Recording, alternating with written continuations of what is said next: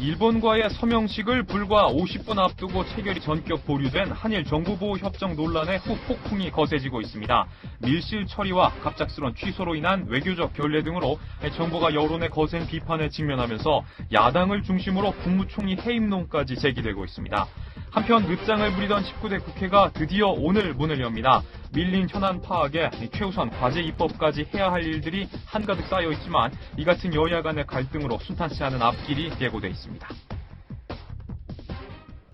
네, 동아일보에서 채널A로 파견 김승현 정치부 차장이셨는데 국무총리 해임 결의안까지 나왔어요. 어떻게 된 겁니까? 어저께 하금열 대통령실장과 이달곤 정무수석이 민주당을 방문했습니다. 예. 한마디로 크게 혼났고 진땀을 많이 흘렸습니다.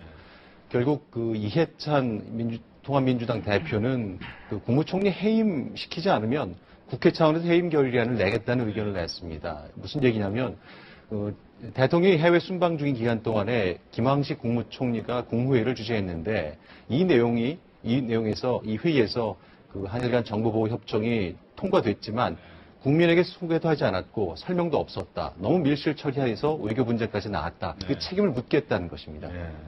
보니까 지금 최근에 뭐 위안부 손상 말뚝 테러라든지 지금 반일 감정이 좀 높아지고 있지 않습니까? 네. 그러다 보니까 이렇게 한 것 같긴 한데 그럼에도 불구하고 이렇게까지 했어야 되는지 그게 좀 궁금한데요. 일단 제가 파악한 것은 청와대 내에서는 어느 정도 진통은 있을 것으로 예상을 했습니다. 네. 그래서 일단 한국과 일본에서 적절한 그 법률적 조치를 끝낸 이후에 양국 국민들에게 설명한다는 계획을 세웠는데 이 국민들이 느끼는 그런 상실감이나 그 배신감이랄까 하는 그런 그 정무적 판단에 실패한 측면이 좀 있습니다. 예상보다 더 거세다 이렇게. 그렇죠. 이 정도일 줄은 몰랐다는 반응을 제가 청와대로부터 들었습니다. 그렇군요. 근데 아무리 그래도 그렇지 비공개로 해서 문제될 게 뻔할 텐데 그렇게 정치적인 감이 없는지 저는 그걸 되묻고 싶고요. 결국 청와대가 이거를 모든 것을 비공개로 하지 않았습니까? 왜 그런 겁니까? 일단 물론 전반적인 절차 과정에서 공개하지 않기로 한 것은 청와대가 큰 틀의 원칙을 정한 것 같고 외교부나 국방부는 그 틀에 맞춰 움직인 것 같습니다. 그런데 이제 이렇게 봐야 될 것 같습니다. 이명박 정부는 임기가 6개월 남았습니다. 지금 북한의 미사일이나 핵과 관련된 정보를 한일 양국이 군끼리 교환할 경우에는 물론 근본적인 수혜자는 다음 정부 이후가 될 가능성이 많습니다. 그래서 그럼 왜 이걸 했느냐? 이제 청와대 내부의 설명은 이렇습니다. 과거 김대중 정부, 노무현 정부에서도 이 문제를 한일 간의 군사정보 공유를 하자는 얘기를 했지만 이런 정치적 부담 때문에 못했다. 심지어 이명박 정부에서도 초기에는 정치적 부담 때문에 못했지만 김정일 사망 후 김정은 체제로 권력이 넘어가는 과정에 너무 남북 관계나 군사적으로 위험한 단계에 왔기 때문에 국내 정치적 혼란을 우려를 해서 일본이 갖고 있는 이지스함 레이더 정보를 포기할 수는 없다는 판단을 한 것 같습니다. 지금 방금 이지스함 말씀하셨는데 제가 어제 기사를 보니까 조기경보 통제기가 일본의 경우에 17대, 한국은 3대밖에 없습니다. P3 해상 초계기가 일본이 무려 100대인데 반해서 우리나라는 16대고요. 이지스함은 말씀하신 것처럼 일본이 6척, 한국이 3척. 뭐 정보력에 있어서 휴민트 정보, 인간 정보는 이제 우리가 뛰어나지만은 어떤 장비 면에서는 일본이 훨씬 뛰어나기 때문에 서로의 그 정보를 교환하면서 대북 정보를 교환하면은 윈윈이 아니냐 뭐 이런 것 같았어요. 근데 이제 절차가 문제였던 거죠, 결국은. 그렇죠. 미국산 쇠고기와도 좀 비유가 가능할 것 같습니다. 2008년도에 큰 진통을 겪었는데 쇠고기 수입, 미국산 말고 영국산이나 캐나다산 별로 문제가 안 됩니다. 그리고 양국 간의 그 군사 교류, 우리가 지금까지 24나라와 이런 교환 협정을 맺었고 일본이 25개 나라인데 단 한 번도 문제가 된 적이 없습니다.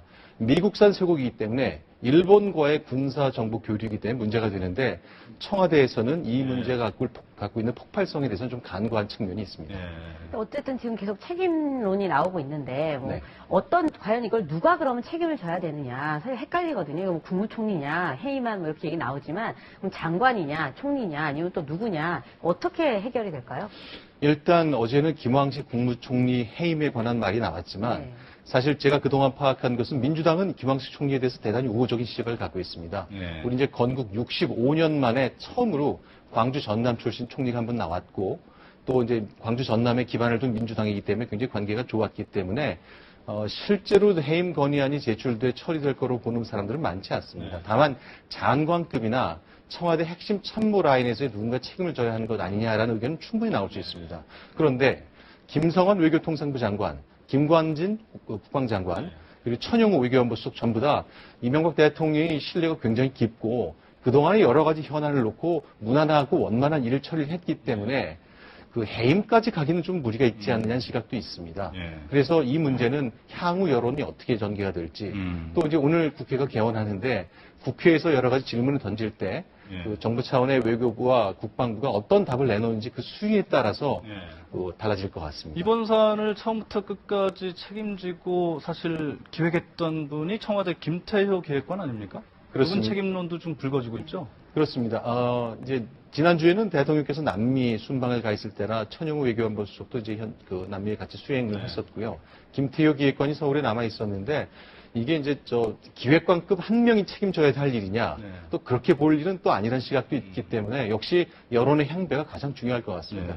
또 한 가지 외교부 반응은 어떤지 예. 궁금한데요. 외교부에서는 어떻게 보느냐? 외교부에서는 이거는 다 청와대에서 주도한 거고 우리도 의견을 내긴 냈지만 잘 먹히지 않았다면서 약간 좀 발을 빼는 듯한 인상입니다. 어저께 익명을 요구한 고위관리가 기자를 하고 이제 점심을 하면서 오랜 동안 시간 얘기를 했는데 이제 큰 틀에서 보면은 이제 그 내부 사정을 좀 아는 분들의 얘기를 들어보면 뭐 우리는 얘기를 했지만 잘 안 받아들여졌다 하는 건 약간 좀 책임 회피인 것 같고 결국 최고위 레벨에서 그 장관급 또는 차관급 회의체에서 과연 이 문제에 그 투명한 처리가 필요했다고 강하게 주장을 했는지 안 했는지는 뭐 기록이 있을 테니까 그것이 아마 그 국회가 열리면 다 공개가 될 것 같습니다. 예, 오늘 그 조선일보 일면을 봤더니 정부 고위 관계자가 이 한일 군사정보 협정을 결국 국회가 반대하면은 처리하겠다 뭐 이렇게 언급했다고 하는데 사실입니까?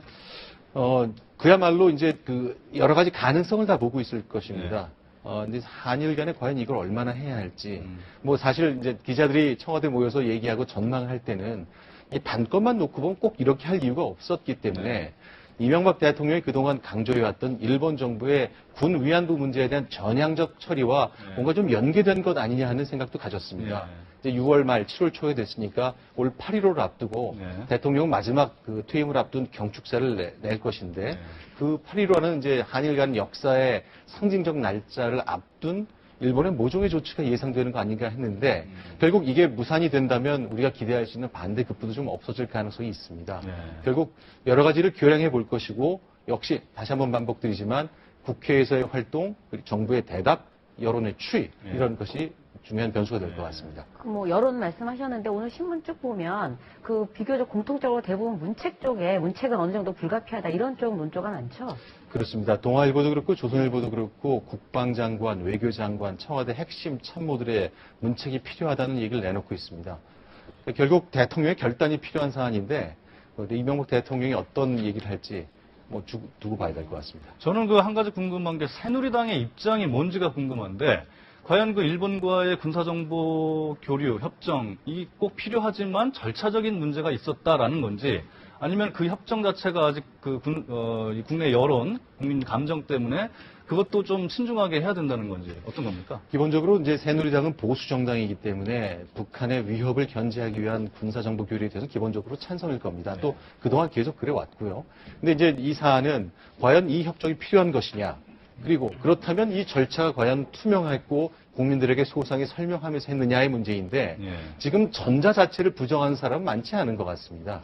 그래서 결국 절차에 대한 비판이 있는데 이 문제는 그 필요 자체에 대해서는 불만이 없지만 오늘 뭐 박근혜 대표도 어떻게 국민에게 설명도 없이 이렇게 추진했느냐라는 의문을 표시했다는 게 전달이 됐는데 그 과정에 대한 문제는 역시 뜨겁게 7월 한 달을 달굴 것 같습니다. 자, 이제 새누리당 얘기.